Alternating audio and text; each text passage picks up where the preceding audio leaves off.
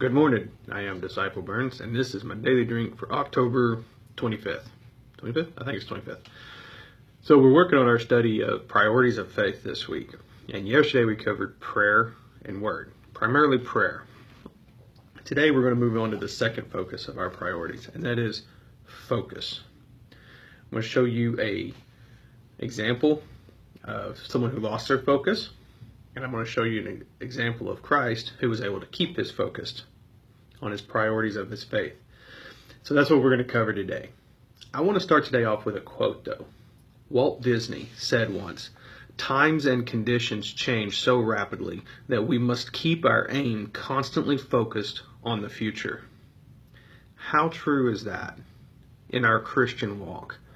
Times and conditions change so rapidly that we must keep our aim focused on the future. You know, our reference scripture for this part of this message was Matthew 14:28 through 31. And I'm going to read that for you real quick. This is Jesus walking on the water. Jesus is walking on the water. He scares his disciples. They call out to him. And here's what we say. Verse 28 of Matthew 14 says, Then Peter called to the Lord, "Lord, if it's really you, tell me to come to you, walking on the water." "Yes, come," Jesus said. So Peter went over the side of the boat and walked on the water toward Jesus. But when he saw the strong wind and waves, he was terrified and he began to sink. "Save me, Lord," he shouted. Jesus immediately reached out, grabbed him. "You have so little faith," Jesus said. "Why do you doubt me?"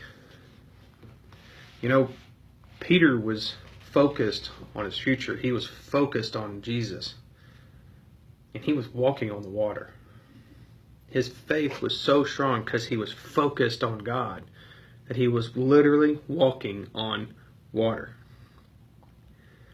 When he took his focus off of God and focused on his conditions, the environment around him, he began to sink. He was being lost in the waves. How does that add up to your current situation, what you're going through right now? Are you focused on God? Are you focused on Jesus and what he has for you? Or are you overwhelmed by the conditions of your situation? Think about it. I can't answer that question for you.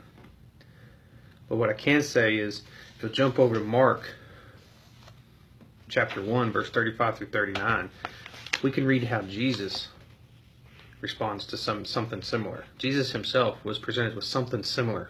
Kind of not really. Kind of not really. But let me read this to you. So Jesus is preaching in Galilee, right? No, my bad. Jesus is... I'm not sure exactly where he is here. My bad. Didn't do enough research beforehand. But he's healing people. This whole town has come to Jesus this night. I mean, it's just packed. People can't even get in.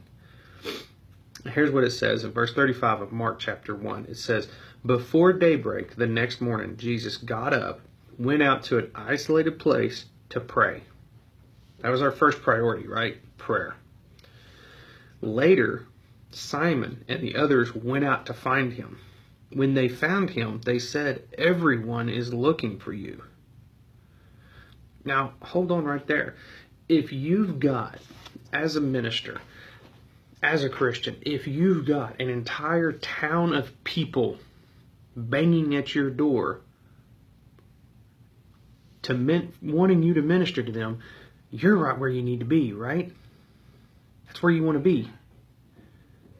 Jesus goes out to pray. And what does the Lord tell him? The Lord tells him he needs to go. Listen, he says right there in verse 38, he says, But Jesus replied, "We must go on to other towns as well, and I will preach to them too. That is why I came." So he traveled throughout the region of Galilee, preaching in the synagogues and casting out demons. His disciples were so focused on what was right in front of them that they weren't hearing the voice of God telling them to go. Are you so focused on what's right in front of you that you can't hear the voice of God telling you to go? Different side of that coin, isn't it? Hard to keep in mind. I wrote this down. Jesus was first spending time with God. And because of that, he was focused on God's mission, not his. God can bring us to a point that it's, I'm not going to say sink or swim, but that it's, are you stagnant? Are you stagnant where you're at? Are you ready to go and take the next step? Are you going to continue to grow, continue to move forward? Or are you going to stay where you're at? Now, some people, God has you where he wants you. You're where God needs you to be. And God has told you that. And that's good. Then you're where God needs you to be. But for most of us, we're not there yet. We're continually growing. We're still moving. And if we get stagnant, we're not as productive. I don't remember exact scripture, but I know in here somewhere Jesus says that performing miracles will not make believers. Only faith, belief, living out your faith will make true believers. So these people that were crowded around, always there, all they wanted was a miracle. And then they went on. They didn't truly believe. So that's why Jesus said, we need to go. It's time for us to move on. Is it time for you to move on? Is your focus on Jesus Christ and God's mission for your life? Or are you too focused on the conditions of your current situation to see God's path and plan for you? That's my question today. So that is my daily drink. Where is your focus? Is it on God or is it on your conditions? Get your focus right. Y'all be blessed. We'll talk to you tomorrow.